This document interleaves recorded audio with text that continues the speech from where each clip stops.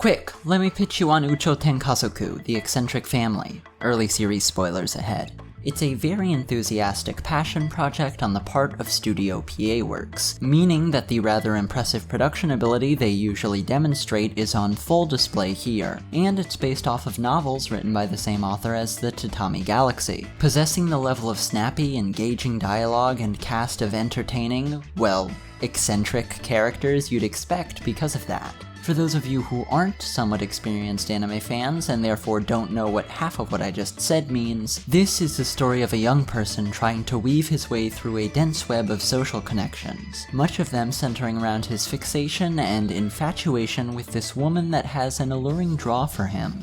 And that woman also happens to have cooked this young person's father into a stew and eaten him. And he's aware of that fact. 父上を鍋にして食ってしまった弁天様になぜ俺は惚れたりするのかね。そりゃお前、アホの血のしからしむるところさ。 Once we learn about these events, all of the many interactions between Ben 10 and Yasaburo are now laden with the context of that history, and this effect encapsulates much of the draw this series holds. This is kept highly engaging by the fact that we'll generally see these effects before we learn what exactly their cause was. Information is for the most part doled out as quickly as mention of it naturally arises, not as quickly as exposition can most speedily fill us in on everyone's backstories. So we gradually get bits and pieces and are allowed to puzzle through exactly what has happened, reverse engineer histories from the results that they've had. And when those results whose exact causes are shrouded in mystery can range from the amusing whimsy of one of Yasaburo's brothers having gotten himself stuck as his transformation into a frog, to plots to kill off main characters, things that in both cases wind up having deeply emotionally cathartic payoffs, they create enough intrigue that we want to do that puzzling through. You know, in real life, people don't just rattle off all of the life events that have ended up defining them, and there isn't some screen with a grayed out or sepia tone filter that pops up to play them back for us either. Hey, get out of here, you! Shoo! These experiences inform the way they act to significant degrees in many cases, but we just aren't privy to that stuff. That isn't how people work. In every interaction, there is a wealth of context that we are ignorant to, and we'll only come to learn that information through spending time with these people, getting to know them, earning that trust, watching far enough into the series to, oh, I see what you're doing there. Clever.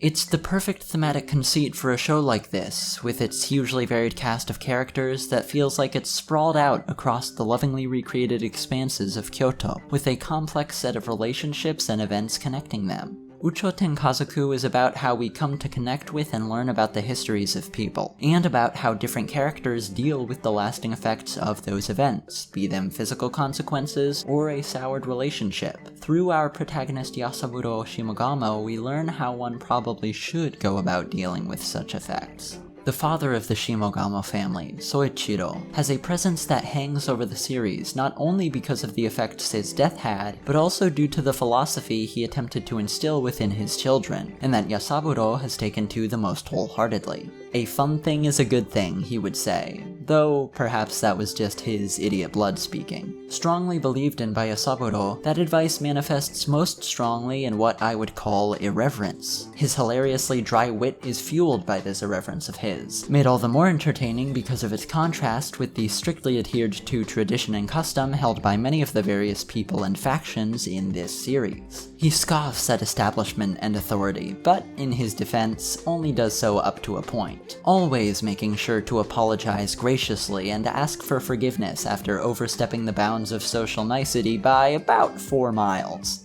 This troublemaking nature of his serves as the catalyst for a number of conflicts throughout the series, which brings up just how fascinating the handling of those conflicts often is. In many cases, people are able to interact and coexist in a strangely amicable manner in spite of sometimes massive seeming sources of ill will between them. The best example of this may be when Yasaburo is interacting with the Friday Fellows, the group of people who make a yearly tradition of capturing and cooking a tanuki, and who did just that to his father. Earlier he had run into them, and interacted amicably, if a bit tensely, but that's because there was an active risk to him there. In order to survive, he had to entertain and make merry. Here that threat is absent, and yet here he is, lounging in the bathhouse with the very people that literally ate his dad as they joke around with him, teasing their ex-member for actively plotting to undermine the group, before they head from the train car with the hot spring inside it to the train car with the dining table inside it and laugh together over dinner. There's a deep interest in conflict at play in this particular instance and all throughout the series. When Yodogawa gets up and gives his oppositional speech, everyone just sort of gets uncomfortable and asks him to stop disrupting things. He's railing against the annual murder and consumption of sapient beings, but in spite of the stakes at play, they all just want to be able to hang out. It's a game to them, really. Almost everyone in the series is playing with forces far larger than they're actually comfortable with. They really just want to have a good time. Part of what makes the Ebisugawa family, and really just the head of the family, Son, specifically so imposing is that he is taking things so seriously, that he wouldn't rather just let things be and move on like most of the other characters. He has been deeply wronged in his eyes, and he refuses to let that go, to be willing to make light of the fact that he lost this romantic battle to his brother. It's such easy material for self-deprecating farce, which is what many others engage in with their unfortunate little failures in life, but he is just too conceited for that, too wrapped up in the custom and stuffy etiquette that Yasaburo stands in direct opposition to. For the Shimogamo siblings, ideally all these interpersonal conflicts would be mere games, the results of their idiot's blood. We see that with the playful nature of these idiot brothers. They don't want things to get real, except for, of course, Yaichiro, who has taken on an image of self-seriousness in his attempts to be responsible and live up to his father. Though that image does get burned away by the flames of passion on occasion when his idiot's blood gets burning.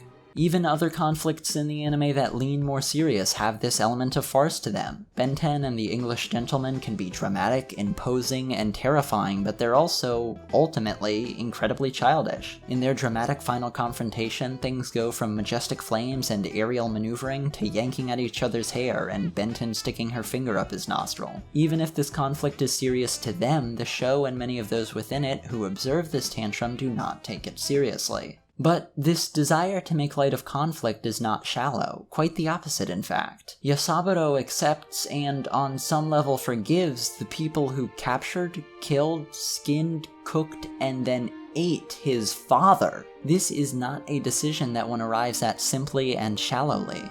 This show managed to speak extremely personally to a lot of people, which may at first seem strange given its very deep grounding in a Japanese cultural context, but look at the story that all of that is used to tell. A group of people is targeted by those with ill intentions, fueled by a desire to assert some of the power and agency that the very existence of that group makes them feel like they lack. This group that has come together and formed a family is able to be taken advantage of through their good-natured desire to simply live a happy and free life. This family has to suffer both the loss that can bring and the amount of progress they can lose when the ambassador of their experience and outlook is gone. Throughout the series, they fight to regain that basic respect and at points do acquire some of it, but time and time again, smears and lies by that ill-intentioned party that hates them causes that progress to crumble and forces it to be rebuilt. This is a slow, painful, and costly process of a society being convinced to accept them on the part of the Shimogamo family. お前みたいに狸飼いの掟をないがしろにする奴がいるのは嘆かわしいことだと常々僕は思っている。 It's no wonder then that Yasaburo enjoys taking on a female transformation from time to time, and that his mother's sense of style is similarly gender norm breaking. While for myself and many others, the surface level draw there was seeing him get to just duck behind a railing and emerge as a woman, a powerful and painful fantasy. It was the weight of this family's struggle against the whole of society that surrounds them that truly creates a deeply affecting experience for anyone who has to fight society to assert the worth of themselves and those like them. In Yasaburo's opposition to societal custom, he clearly does not just accept things as they are, but he does have the maturity to accept them as they were, to understand that what happened happened and that now the only thing there is to do is to move forward and do everything he can to make things better, and prevent it from happening again. That's why he sheds tears as Son is dying in front of him, Son, the conniving sibling that betrayed Yasaburo's father and turned him over to be killed merely to satisfy his own insecure vanity. He's not thinking, this man killed my father, he got what he probably deserved, even when most of us can agree that it would be entirely fair of him to do so. Instead, Yasaburo thinks, one family has lost their father already, please, don't let that happen again.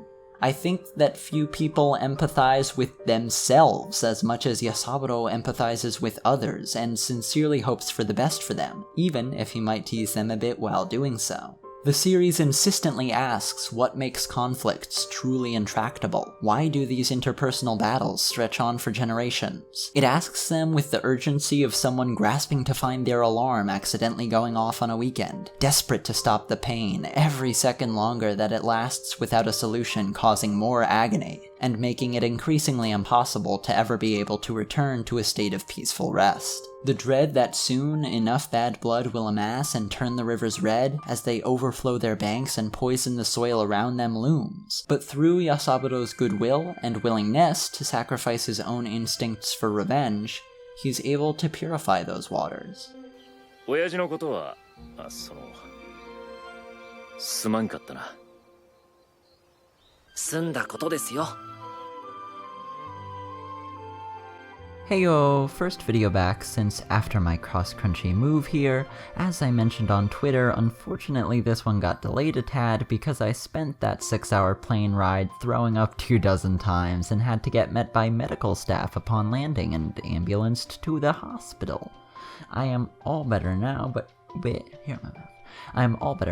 even with insurance, am anticipating a bit of a hefty medical bill, so any help on Patreon is even more appreciated than usual. As such, even more appreciation than usual goes out to Psyker, Carkeys, Mathwiz97, Jonathan Conley, Skylar Morrow, Tyler Monk, Sakamoto Mio, Tincho37, Josh Grant, Lord Liquid Bacon III, Stella Luna, Elaine Aldfelt, Darian De Sotel, David McCown, Kieran Rice, Hejort Dog, Matt Bekelder, Smokeweed Sephiroth 420, J-Man4747, Katie M. Lindblad, a very famous person, Marcos Rivera, Jedi168, and everyone else supporting me on Patreon. Thanks for funding my $57 IV.